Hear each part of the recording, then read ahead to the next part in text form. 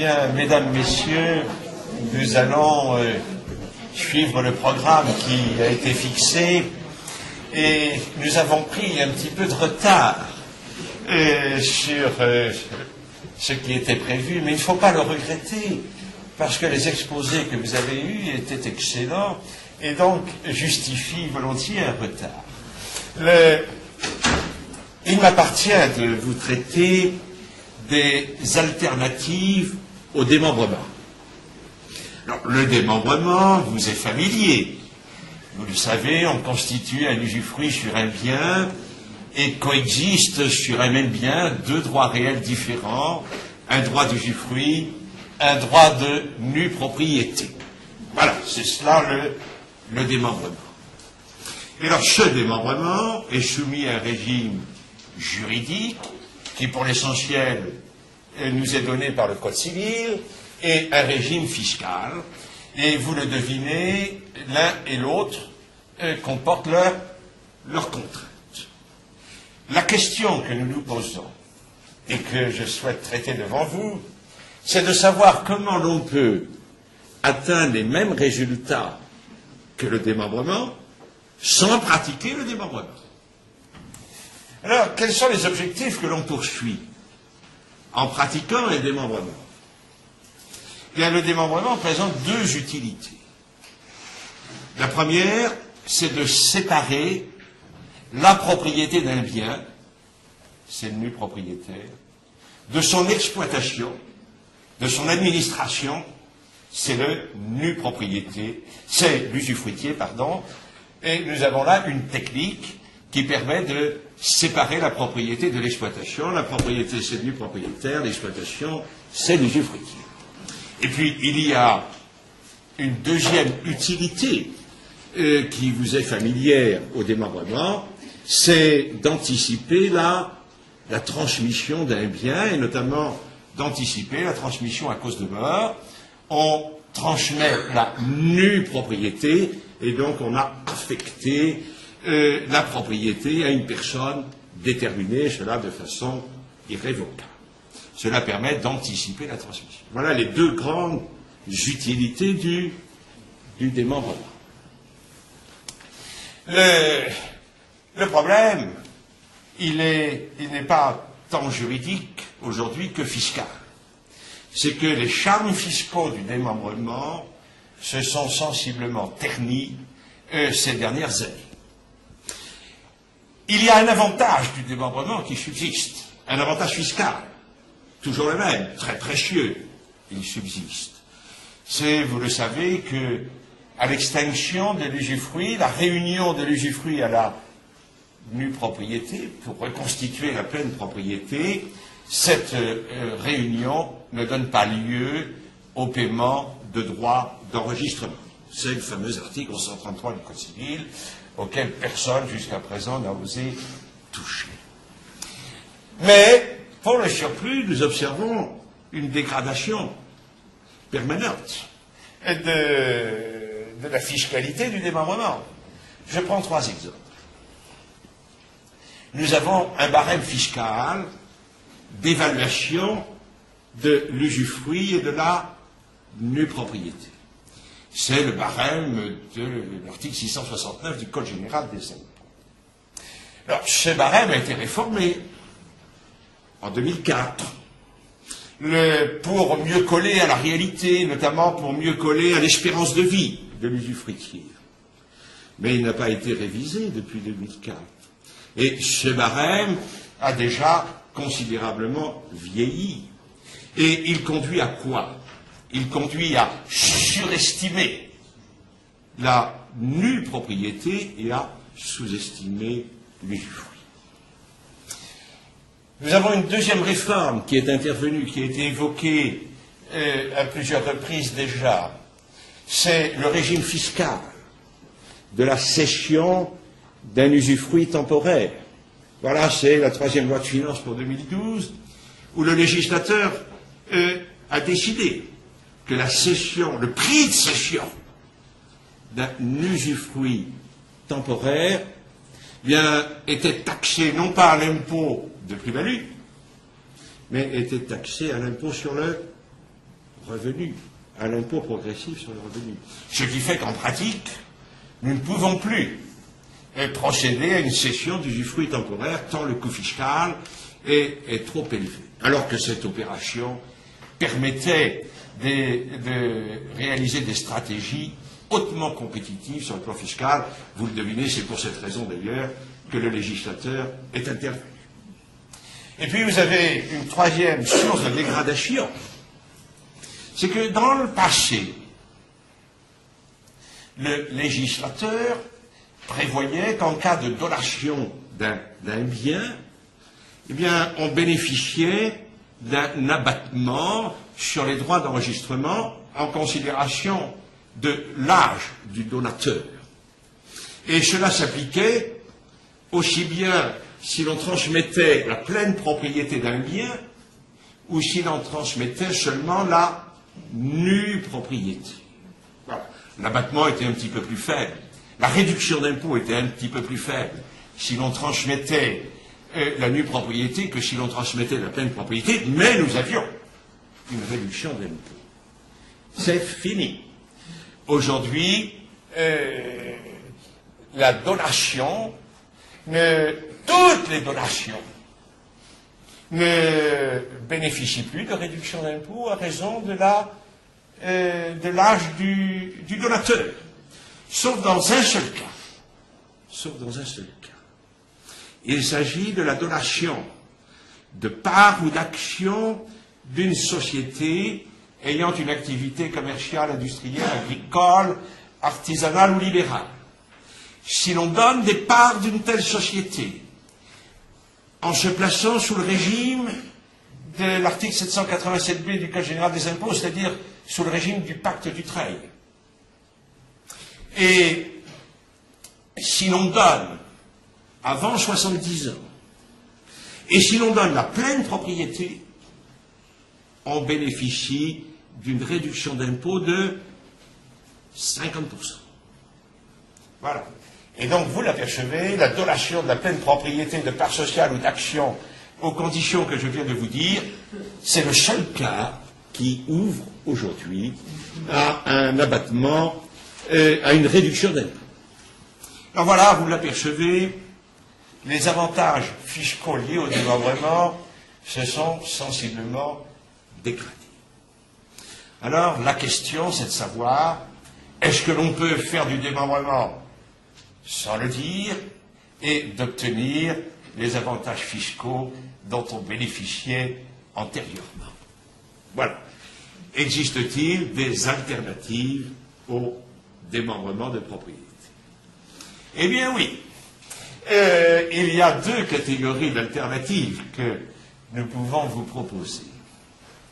Certaines sont tirées du droit des sociétés, et d'ailleurs, quelques aspects ont été évoqués par M. Grégory Leclerc, et d'autres peuvent être tirées du droit des biens, et j'évoquerai l'emphytéose.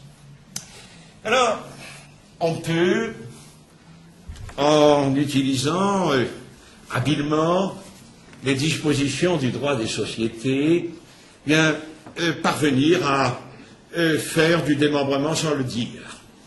Et cela grâce à une technique qui a été évoquée tout à l'heure, c'est ce que l'on appelle la golden share. Voilà, il est possible dans certaines sociétés, pas dans toutes, uniquement dans les sociétés civiles et dans les SAS, les sociétés par action simplifiée, il est possible de créer une part sociale ou une action qui concentre sur elle des avantages financiers et des avantages en droit de vote. Et donc, il est possible, par exemple, de décider qu'une part sociale, vous confère 80% des droits à dividendes. Une seule. Et même, vous pouvez aller au-delà, d'ailleurs, puisque le statut du Code civil nous permet d'aller au-delà. Mais je prends cet exemple. Vous pouvez réserver 80% des droits individuels à une part sociale ou à une action. Vous pouvez également, puisque le droit de vote plural est possible dans les sociétés civiles et les sociétés par action simplifiée, attribuer à cette action plusieurs milliers de droits de vote. De telle sorte qu'avec cette action-là, ou avec cette part sociale-là, vous ayez la majorité toujours dans toutes les assemblées. Et vous le devinez, cette part sociale ou cette action mérite bien la qualification de golden share. Ce qui veut dire également que les autres parts sociales et les autres actions, si celle-ci est en or, les autres sont en plomb. Parce que, évidemment, les prérogatives que nous avons concentrées sur une part sociale ou une action conduisent à dévaloriser les autres parts sociales ou actions. Nous écrasons la valeur des autres parts sociales ou actions. Alors, il faut bien observer que les avantages que nous concentrons sur cette golden share, ces avantages, nous pouvons les limiter dans le temps. Nous pouvons décider, par exemple, que ces avantages seront limités à 10 ans, à 20 ans, à 30 ans. Liberté statutaire. Nous pouvons également décider que ces avantages sont liés à la durée de vie d'une personne et que ces avantages s'éteindront au décès de telle ou telle personne. Et la golden share redeviendra une part sociale ordinaire ou redeviendra une action ordinaire, comme le carrosse redevient une citrouille pour Cendrillon. Voilà. La golden share redevient une action ordinaire. Alors voilà, qu'est-ce qu'on peut faire avec ça? Et on peut faire beaucoup de choses. Monsieur Grégory Leclerc a évoqué un exemple tout à l'heure, qui est tout à fait intéressant. Vous avez une société civile qui a de l'immobilier locatif. Vous avez un enfant qui fait des études. Eh bien, vous voulez financer les études de cet enfant sans prélever sur vos revenus disponibles. Parce que ça, c'est pénible. Il faut prélever sur l'assiette de l'impôt. Eh bien, quelle est la technique? C'est de faire une donation d'usufruit temporaire. Mais, comme on vous l'a dit, vous allez griller les abattements. Et ces abattements, aujourd'hui, vous le savez, le législateur aime bien tout ce qui est petit, il les a rabaissés. Eh bien, comment pouvez-vous sauver ces abattements tout en transmettant des revenus à cet enfant pour financer ses études? Tout simplement, vous créez une golden share. Vous créez une part sociale qui va attribuer à cet enfant, selon évidemment les revenus de la société, selon ses besoins, qui lui conféreront 20% des revenus de la société ou 80% des revenus de la société, si les revenus de la société sont petits et les besoins de l'enfant très grands. Eh bien, voilà, vous dosez comme vous le souhaitez. Et vous n'avez pas été obligé de passer par une donation d'un usufruit temporaire. Et cet avantage financier que vous allez consentir à cet enfant par une modification des statuts de la société, eh bien, vous le limitez dans le temps. Voilà, quelle est la durée probable de ces études? Bien, vous fixez la durée de ces avantages à la durée probable des études, et même vous rajoutez un petit peu, parce qu'il peut patiner dans les études, quelques années de plus par précaution. Voilà un premier avantage. Deuxième avantage de la golden share en matière de société civile, eh bien, c'est en matière de donation. Vous avez constitué une société civile qui détient des biens immobiliers, par exemple. C'est très bien, on vous l'a dit. Simplement, si on n'a pas pris certaines précautions préalables, notamment de faire un apport de la nue propriété de ces immeubles à la société civile avant de donner les parts, vous allez être confronté à une difficulté. Si vous donnez la nue propriété des parts à vos enfants, eh bien, on va être obligé d'appliquer le barème de l'article 669 du Code général des impôts, qui, je vous l'ai dit, surestime la nue propriété, c'est-à-dire accroît l'assiette des droits d'enregistrement.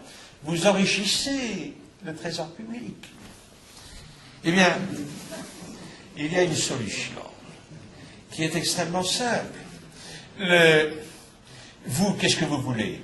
Vous voulez transmettre la propriété de ces biens à ses enfants et vous souhaitez conserver les revenus. Eh bien, la solution est très simple. Vous modifiez les statuts pour créer une golden share à votre profit, pour votre durée de vie et celle de votre conjoint. Une seule part sociale. Et vous réservez à cette part sociale, eh bien évidemment, des droits de vote qui vous permettent de rester le maître dans la société et qui concentrent la quasi-totalité des droits dividendes. Que valent les autres parts sociales? Elles valent, on fait un calcul économique, n'est-ce pas, de la valeur de parts sociales qui seront privées de dividendes pendant votre durée de vie, votre espérance de vie, qui est très longue, et celle de votre épouse encore plus, de telle sorte que, vous l'apercevez, on arrive à une valeur de la pleine propriété des parts sociales, qui sera d'ailleurs inférieure à la valeur, évidemment, fiscale, de la nue propriété telle que le législateur la détermine dans le barème de l'article 669, et ainsi, vous allez pouvoir donner des parts sociales en réduisant l'assiette des droits d'enregistrement de façon parfaitement efficace. Voilà. Je vais prendre un troisième exemple. On parle de fortune. Il faut d'abord gagner de l'argent, n'est-ce pas, pour construire une fortune. Et vous savez que l'impôt sur le revenu ralentit beaucoup nos efforts en la matière. Alors, comment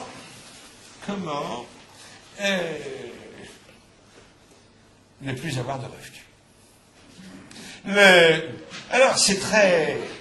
On vous a expliqué, pour les revenus d'activité, il faut bien le dire, les sociétés soumises à l'IS rendent de grands services. Mais, pour les revenus du patrimoine, et notamment les revenus immobiliers, eh bien, les revenus immobiliers sont assujettis à l'impôt progressif sur le revenu. Ce sont, comme l'on dit, des revenus passifs. Voilà. Et c'est surtout le contribuable qui est passif. Il reçoit ses revenus, il est taxé. Il ne peut pas échapper à la taxation. Alors, nous le savons, les revenus fonciers sont sévèrement taxés. Vous êtes également assujetti à l'ISF sur la valeur des immeubles. Mais il y a une récompense. Si vous patientez très longtemps quand même, il y a une récompense, c'est qu'au bout de 22 ans, la plus-value de cession de vos immeubles est exonérée. C'est un petit peu plus long pour les prélèvements sociaux, il faut attendre 30 ans, mais pour les plus-values, 22 ans, et ça, il faut bien le dire, ça passe vite. Alors, quelle est la bonne technique? Eh bien, c'est de soumettre ces revenus à l'IS et de soumettre les plus-values immobilières au régime des plus-values immobilières des particuliers. Voilà. C'est-à-dire, il faut prendre ce qu'il y a de mieux dans chacun des régimes, celui de l'IS et celui de l'IR. Alors, je vais vous indiquer la technique que nous utilisions dans le passé. C'est fini aujourd'hui, mais ceux qui l'ont utilisé, c'est formidable. On procédait à une cession d'usufruit à une société soumise à l'IS, moyennant le paiement d'un prix qui était inscrit en compte courant. La société soumise à l'IS perçoit les loyers.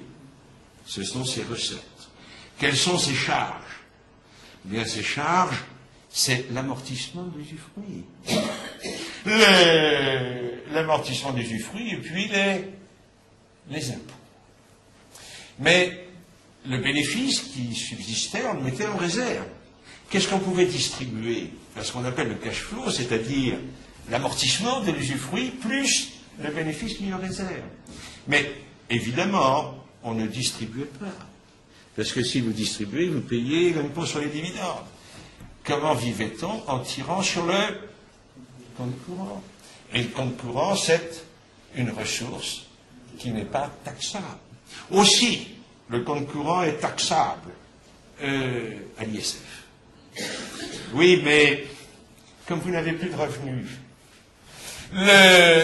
l'ISF est plafonné. Vous l'éliminez totalement dans certains cas, ou partiellement dans la plupart des cas, par la technique du plafonnement. Qu'est-ce qui reste dans votre patrimoine?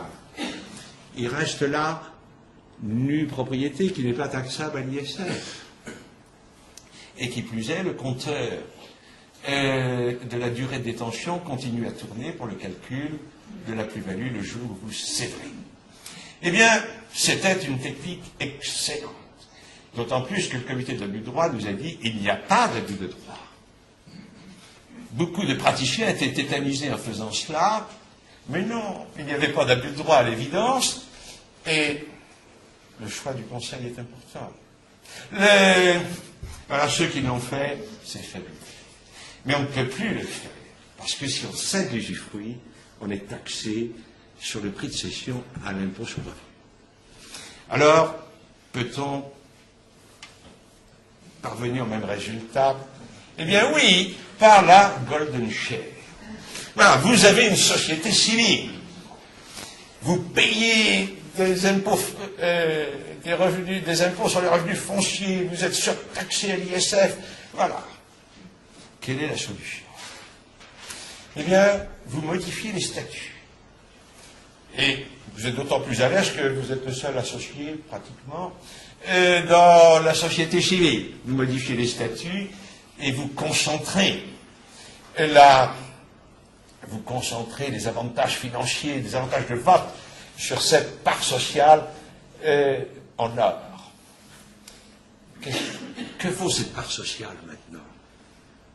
Que vaut-elle? Elle vaut très très cher. Elle vaut très très cher puisqu'elle draine en quelque sorte tous les revenus de l'immeuble et puis elle confère le pouvoir dans la société. Elle vaut très cher. Que faites-vous maintenant? Eh bien, vous la cédez à votre société soumise à l'IS que vous avez, à la société holding que M. Dumas vous a prescrite. Voilà.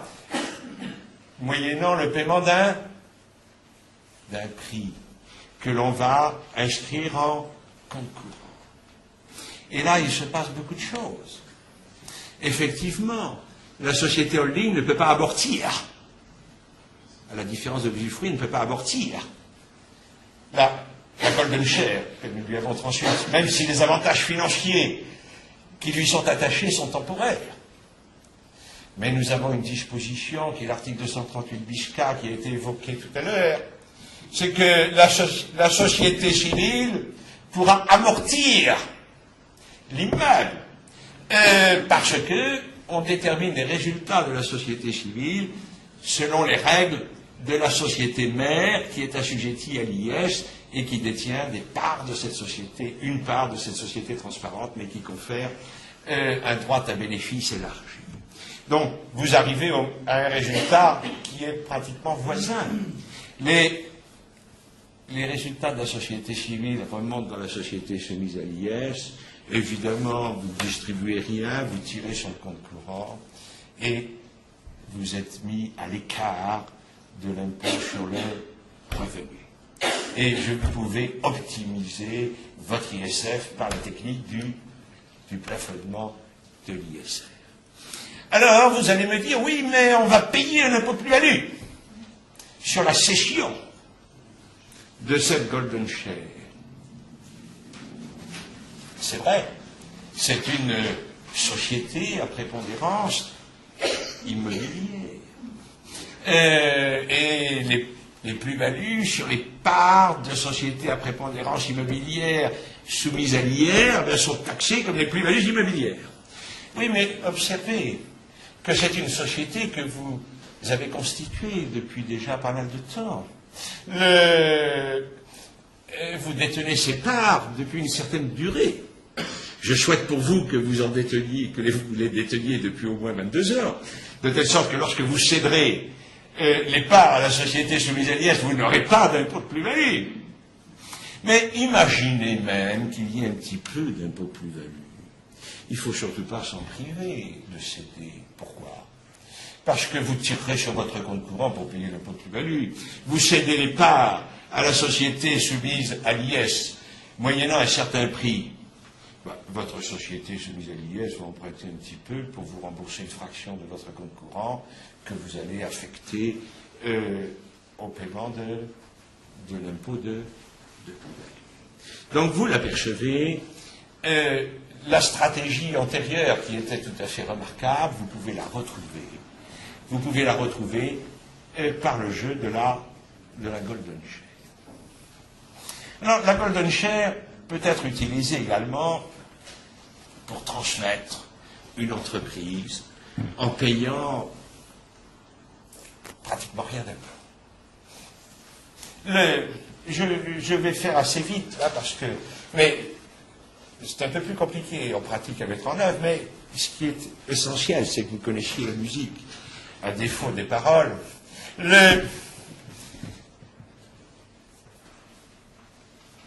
législateur, dans l'article 787b du Code général des impôts, a mis en place un régime de faveur en cas de transmission de parts ou d'actions de société. C'est un régime de faveur tout à fait remarquable, puisque le législateur prévoit un abattement de 75% sur la valeur des droits sociaux. Tout à fait remarquable. Simplement, c'est subordonné à tout un ensemble de conditions. Et qui d'ailleurs ne collent pas tout à fait aux besoins des chefs d'entreprise. Le législateur nous dit, si vous donnez la nue propriété des parts la nue propriété des parts ou des actions de cette société, eh bien, vous pouvez bénéficier de l'abattement de 75% sur la donation de la nue propriété des parts ou des actions de cette société. Simplement, il faut qu'on limite le pouvoir, le droit de vote de l'usufruitier. Le droit de vote de l'usufruitier doit être limité à la seule affectation des bénéfices. Or, le chef d'entreprise vous dit, bien, moi je suis prêt à transmettre mon entreprise à mes enfants, à organiser la transmission, mais je veux conserver des dividendes, évidemment, mais le pouvoir. Et précisément, on lui interdit de conserver le pouvoir, parce qu'on doit limiter le droit de vote de l'usufruitier. Et il peut y avoir un coup d'État dans la société, que les nus propriétaires, les enfants, révoquent le père usufruitier. Ça arrive. Eh bien, le législateur ne permet pas de satisfaire sur ce point les objectifs du chef d'entreprise. Et puis, en plus, si vous donnez la nue propriété des parts sociales ou des actions, rappelez-vous, vous ne pouvez pas bénéficier de la réduction d'impôt de 50%. Parce que la réduction, elle est liée à une donation en pleine propriété. Alors, qu'est-ce que va vous dire le chef d'entreprise? Il va vous dire, voilà, moi je veux conserver le pouvoir, je veux donner et payer le moins d'impôts. Bien, la Golden Share est là. Nous allons, dans la société, modifier les statuts, attribuer le droit au dividende à une part, un droit de vote plural à une part ou à une action, mais ce n'est pas de l'usufruit, cela. Il conserve les dividendes, il conserve le pouvoir. Que valent les autres parts sociales ou les actions? Vous le devinez, leur valeur a été très largement anéantie par cette modification des statuts. Qu'est-ce que nous allons pouvoir faire maintenant? Ce que ce chef d'entreprise va pouvoir faire sereinement. Il va pouvoir donner la pleine propriété de la de la totalité des parts sociales ou des actions de sa société, parce que lui, il a conservé la Golden Share. Et alors, observons les conséquences. Nous avons donné des parts sociales ou des actions en pleine propriété dont nous avons écrasé la valeur. Nous allons appliquer un abattement de 75% sur cette valeur écrasée. Ensuite, on applique les abattements pour transmission en ligne directe. 100 000 par parent et par enfant. Et puis on va calculer l'impôt. On applique le barème de l'impôt. On peut imaginer qu'il reste un peu d'impôt. Oui, mais comme nous avons donné la pleine propriété, eh bien, nous bénéficierons d'une réduction de 50% de l'impôt. Et nous en avons fait l'expérience, on transmet des PME bien potelées, avec des coûts de transmission epsilon. Et là, nous arrivons vraiment à ce qu'il y a de mieux dans l'optimisation fiscale. Ce n'est pas de l'abus de droit. Voilà, et c'est tout à fait excellent. Alors, voilà quelques exemples. Mais là aussi, en réfléchissant, on pourrait en trouver d'autres. Et vous avez une autre technique. Vous avez une autre technique, une autre alternative au démembrement. Cette autre alternative, c'est l'amphithéose. Quelle est l'idée de base? Elle est extrêmement simple. Vous le savez, le locataire d'un bien, il n'a qu'un droit personnel. Voilà, parce que un locataire, il a un droit de jouissance qui est de brève durée. Sauf si nous avons un locataire qui ne paye rien dont vous demandez l'expulsion à un juge trotskiste qui va vous expliquer que le locataire a toujours raison, le bail de courte durée risque de se transformer en bail de très longue durée. Bon. Mais, et ce ne sont pas des hypothèses d'école, les juges trotskistes surtout.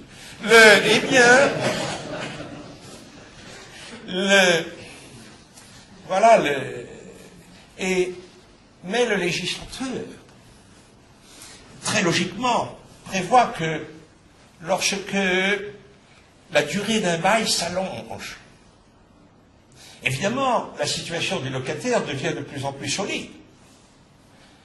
S'il a un droit de jouissance de très longue durée, eh bien, au-delà d'une certaine durée, le législateur dispose que le locataire n'a plus un droit personnel, mais un droit réel.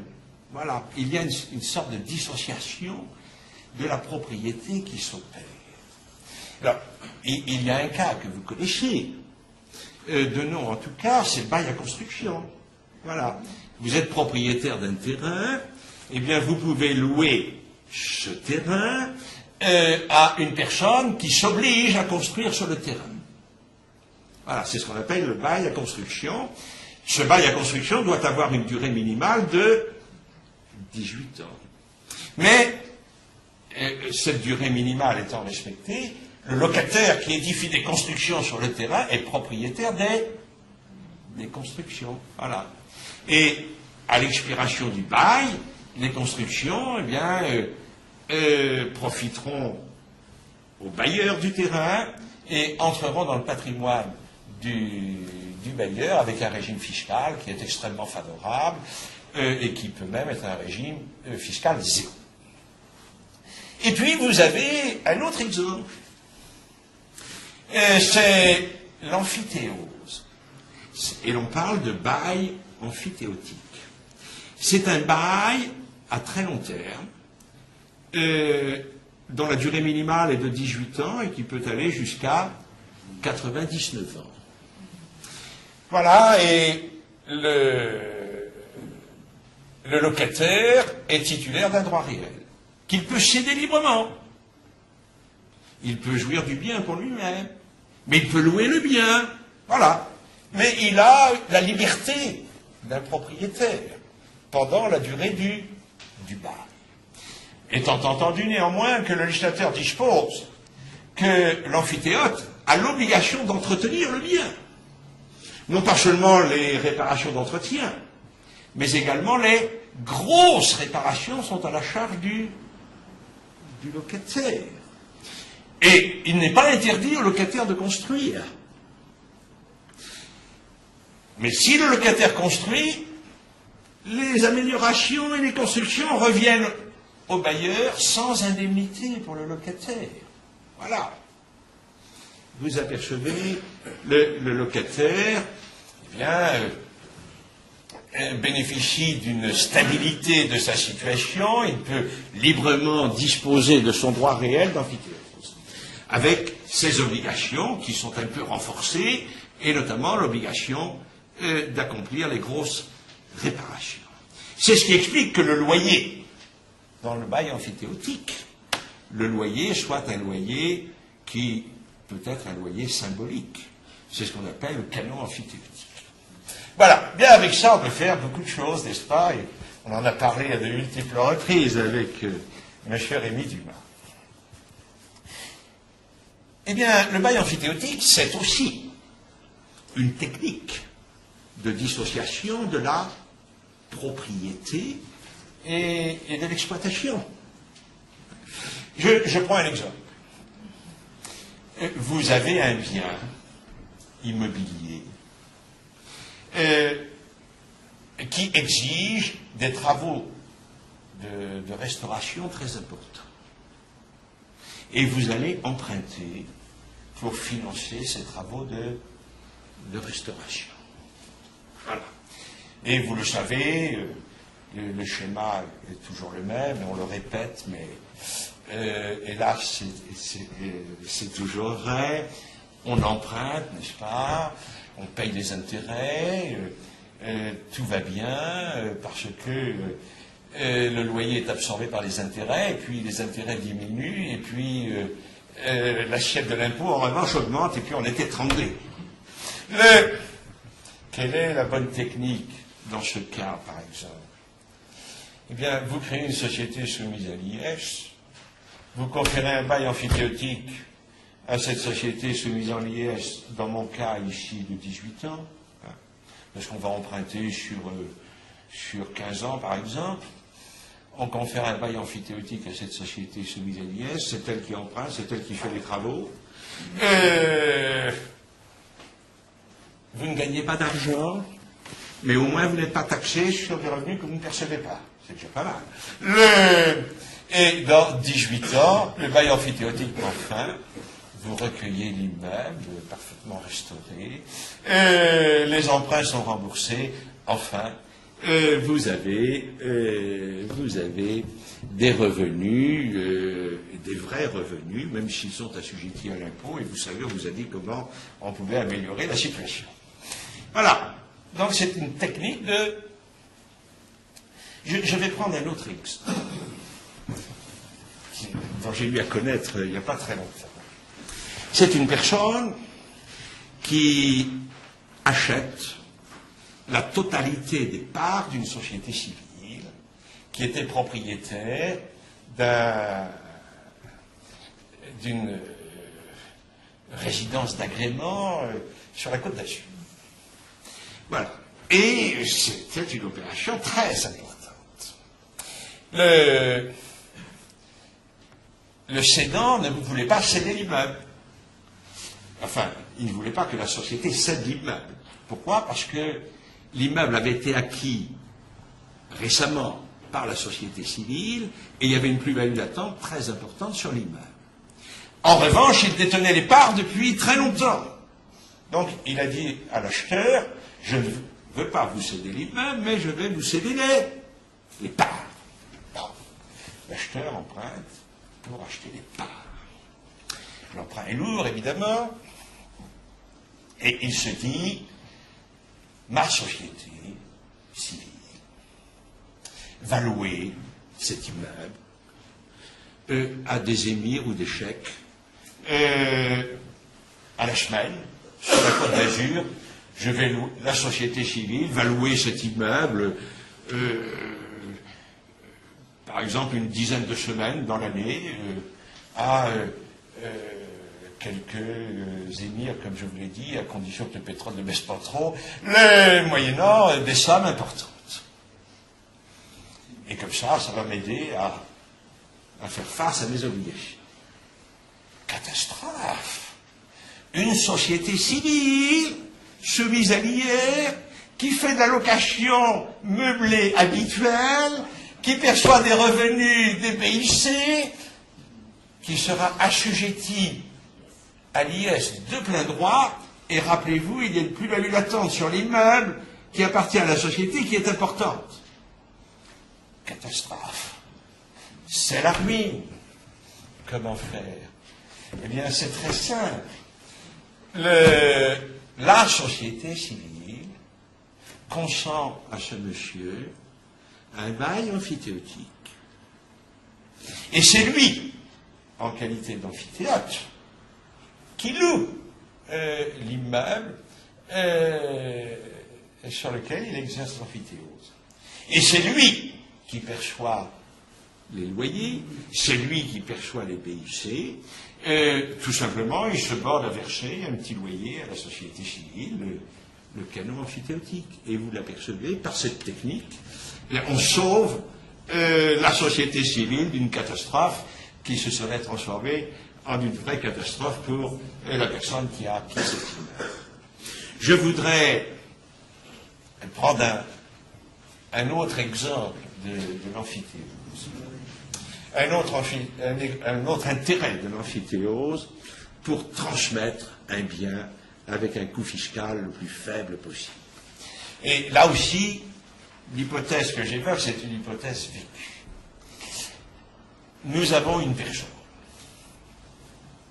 qui a tout un immeuble à Paris, qui est écrasé d'impôts sur le revenu, écrasé d'ISF, qui a 3 filles étudiantes, voilà, et qui veut transmettre cet immeuble, régler tous ses problèmes de revenus, d'impôts, et transmettre cet immeuble à ses 3 filles. Que fait-on? Bien, cette personne consent un bail amphithéotique à une société civile constituée par ses 3 filles étudiantes. Voilà. Déjà, nous avons réglé plein de problèmes. C'est que on a transféré tous les revenus de cet immeuble aux enfants de cette personne. Et donc, il finance, allais-je dire, les études de ses enfants sans prélever sur ses revenus disponibles. C'est un moyen de transférer. Il a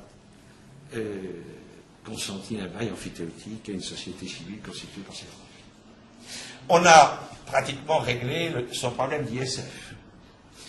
Parce que nous avons consenti un bail amphithéotique de 99 ans à la société civile des 3 filles.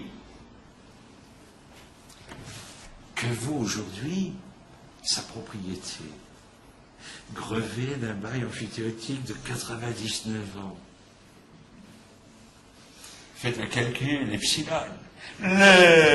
Voilà. Et donc, on a réglé son problème d'ISF. Mais il est toujours propriétaire. Et le bail amphithéotique prendra fin dans 99 ans. Bon, il sera sans doute plus là. Mais dès aujourd'hui, qu'est-ce que nous pouvons faire? Eh bien, dès aujourd'hui, on patiente un petit peu, 2 ou 3 ans quand même. Que fait cette personne? Elle va donner la propriété de son bien à ses 3 filles. Voilà. Elle va donner la pleine propriété de ce bien. Et cette pleine propriété, qu'est-ce qu'elle vaut?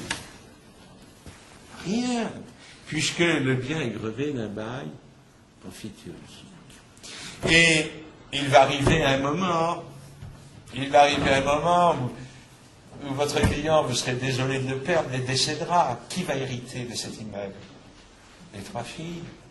on dissout la société civile et le bail emphytéotique s'éteint par confusion.